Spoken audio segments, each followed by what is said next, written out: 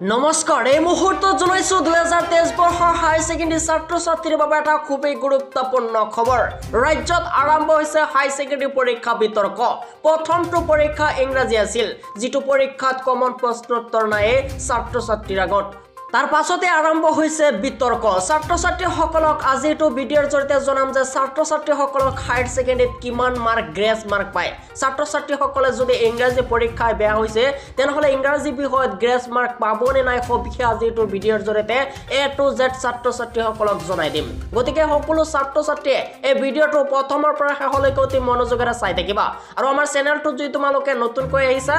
তেনেহলে আমাৰ চেনেলটো সাবস্ক্ৰাইব কৰিবা এনেধৰণে তো সদায় ভিডিঅ'সমূহ পাই থাকিবলৈ ছাত্ৰ ছাত্ৰীসকল তোমালোকৰ যদি হায়াৰ সেকেন্ডাৰী 99% কমন প্ৰশ্নোত্তৰ লাগে তেনেহলে মোৰ ডেসক্ৰিপচনত এটা লিংক আছে এইটো লিংকত ক্লিক কৰিলে তোমালোকে এটা ফেসবুক পেজ পাবা যেটো ফেসবুক পেজ তোমালোকে ফলো কৰিবা ফলো কৰাৰ পিছতে হেতু ফেসবুক পেজতে তোমালোকে 99% কমন প্ৰশ্নোত্তৰসমূহ তাতে লাভ কৰিবা আলোচনা কৰিম যে গ্ৰেছ মাৰ্ক কি কোন সকলে গ্ৰেছ মাৰ্ক পায় আৰু কোন কেটা সাবজেক্টত ছাত্ৰ ছাত্ৰীসকলে গ্ৰেছ মাৰ্ক পায় সবিশেষ আজি এইটো ভিডিঅ'ৰ জৰিয়তে জনাম ছাত্ৰ ছাত্ৰীসকল হাই সেকেন্ডাৰীত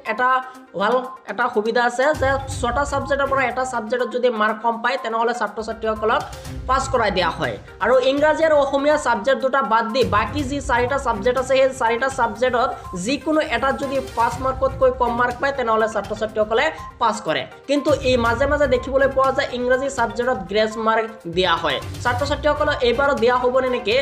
গ্ৰেছ মাৰ্ক কি কৈছে শিক্ষা বোৰ্ডৰ তৰফৰ পৰা প্ৰত্যেকবাৰে হয়তো দুই এজন ছাত্ৰ ছাত্ৰীয়ে লাভ কৰে গ্ৰেছ মাৰ্ক হয়তো 2 4 5 ইমানলৈকে গ্ৰেছ মাৰ্ক লাভ কৰে ইয়াতকৈ বেছি গ্ৰেছ মাৰ্ক দিয়া নহয় ছাত্ৰ ছাত্ৰীসকলক আৰু এবাৰ হাই সেকেন্ডাৰী ফাইনেল পৰীক্ষাৰ প্ৰথমটো ইংৰাজী পৰীক্ষা আছিল যেটো পৰীক্ষা 80% ছাত্ৰ ছাত্ৰীয়ে কৈ আছিল যে অলপ হাৰ্ড আহিছে বহুতো ছাত্ৰ ছাত্ৰীয়ে লেটাৰ মাৰ্ক তোলাৰ কথা আছিল সেই সকল ছাত্ৰ ছাত্ৰীয়ে পাস কৰে নে ফেল কৰে হেতু লৈ দুশ্চিন্তা আৰু ছাত্ৰ ছাত্ৰীসকলে এটাই প্ৰশ্ন কৰিছে যে গ্ৰেছ মাৰ্ক কিমান দিয়া হ'ব ছাত্ৰ ছাত্ৰীসকলক যদি ইংৰাজী পৰীক্ষা বেয়া হয় তেনেহলে গ্ৰেছ মাৰ্ক দি পাস কৰাই দিয়া হ'ব নে নাই ছাত্ৰ ছাত্ৰীসকল যদি তোমালোকে ইংৰাজী 2 বা 1ৰ কাৰণে তোমালোকে ফেল কৰা তেনেহলে তোমালোকৰ হয়তো গ্ৰেছ মাৰ্ক দিব পাৰে আৰু বাকি সাবজেক্টত যদি তোমালোকে গোটেইখিনিত পাস কৰা তেনেহলে হয়তো 2-1 দি তোমালোকৰ গ্ৰেছ মাৰ্ক দি পাস কৰাই দিয়া হ'ব পাৰে প্ৰত্যেকবাৰ এনেকৈ দুই এজন ছাত্ৰ ছাত্ৰীয়ে লাভ কৰে গ্ৰেছ মাৰ্ক